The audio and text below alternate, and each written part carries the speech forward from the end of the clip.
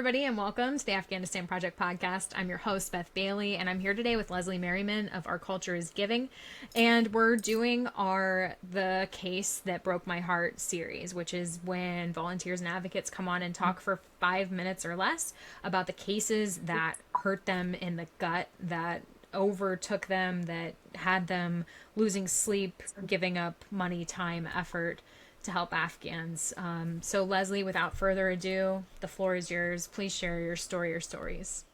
All right. The challenge for this today was finding the story to share because all my stories are bad and I have hundreds of stories that are horrible to share. And so my scale of what to share is a little bit warped. This is not going to be the story that is by far the worst, not the one that was most graphic in its brutality. The story I'm going to share is about a girl who's 14 years old, and she lived with her family, mother, father, other children, in Badakhshan. And she was outside doing what young girls do. She was playing outside with some younger kids, with some of her other friends that are about her own age. And they were just playing outside. Taliban rolls up, all the kids scatter.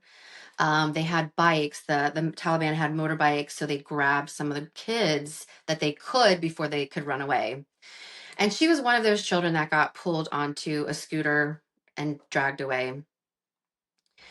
Family searched for her frantically for the next several days. Couldn't find her, no word. They went to the local authority, which is the Taliban, and they said, if you come back here, we will kill you. Family went back home, continued searching. After about 4 or 5 days, they found her body dumped outside. And she still had her clothes on from when she was taken, but they were ripped, they were covered in blood, and she was unconscious, but she was alive. Rushed her to the local clinic in their community, and that clinic had no medical supplies. And that doctor there said, I don't have any resources to take care of her. I have a little bit of pain meds. You can take that, but you really need to find somewhere else to go. That family, where do you go, right? You have been attacked by the Taliban. You don't have resources. You don't have money. Where do you take your child who's the victim of a sexual assault? They went to their local imam and said, can you help us? That imam, like 100 others, is in our network to communicate to multiple doctors on our team. And when cases come to them that are very horrific that they can't locally manage with care, then we get flagged. And one of our team members traveled there, assessed the girl in person. Her condition was really poor. We kept her on stronger pain meds until we were able to transport her out of Badakhshan to our care center in Kabul because she needed significant medical care. The girl was in and out of consciousness. She would wake up and she would be panicked. She would say, where are all the other girls? Where are the other girls? Where are the other girls? Where are my friends? But nobody else was found. No other children or girls were dumped that were found. And her mom says, I don't know what happened to your friends. I don't know what happened to these other children. What other children? And her daughter went on to describe this hell house that she was in with 20 plus other girls of all ages. And they were systemically raped daily by groups of Taliban men and not fed, beaten, bitten, punched, kicked, raped. Hell, right? Children and teenage girls. She said, there are all these little girls there, all these little girls there. Where are they, mom? I don't know what to do. And every time that she would wake out of this state of unconsciousness, this was the only thing that she would be saying over and over again. Where are the other girls? They were hurting. Where are the girls? Can we find this house? My friends are there. These poor girls, they hurt them all day. They hurt them all night. They're screaming. They're screaming. So we tried to keep her more medically managed so that we could keep her calm. We weren't able to get her out of Badakhshan in time medically to stabilize her because she had so much internal bleeding from such severe beatings and blood loss from assault that by the time the Taliban had lifted some checkpoints in that community, we got her in a car. the mother and my team member, the driver, and we started to get them to Kabul.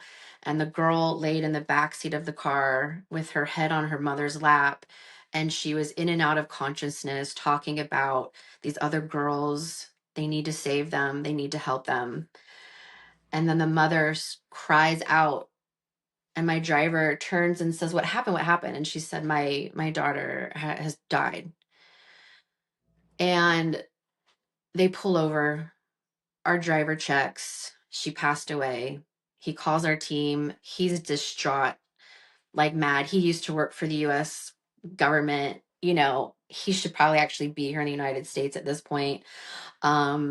He was like, should I still bring her? Should we try? Can I resuscitate? I don't know what to do. He was in a state of shock. She did not survive. She hemorrhaged. And the thing about it that I can't get out of my head, and I think of this girl all the time, is that no woman, no child, no one should be dying from sexual assault at this point in time. There is no reason why there shouldn't be resources available in a country that has had such strong international presence for 20 years. There's no reason why a girl has to die in the back of a car, hemorrhaging on her mother's lap because the Taliban assaulted her and other children without any justice ever coming to them.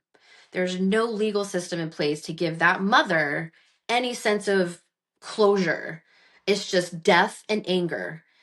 And one of the things that the mom had said to our team was she thanked us for trying. She said, at least you tried. Nobody else tried. The Taliban, they didn't try. They threatened us. There's no doctors in the area. Nobody tried. Our imam couldn't do anything. He goes, but this is what I should have expected because we gave everything for your government. We gave everything for you.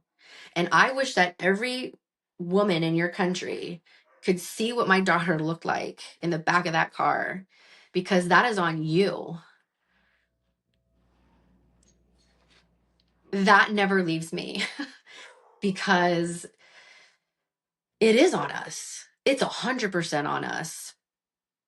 And every woman should know this girl's death, know the cause of this death, know that it was 100% preventable, and feel the rage that this mother feels that her daughter's never going to grow up, that she died in the most painful, horrific manner with no medical support that was remotely adequate.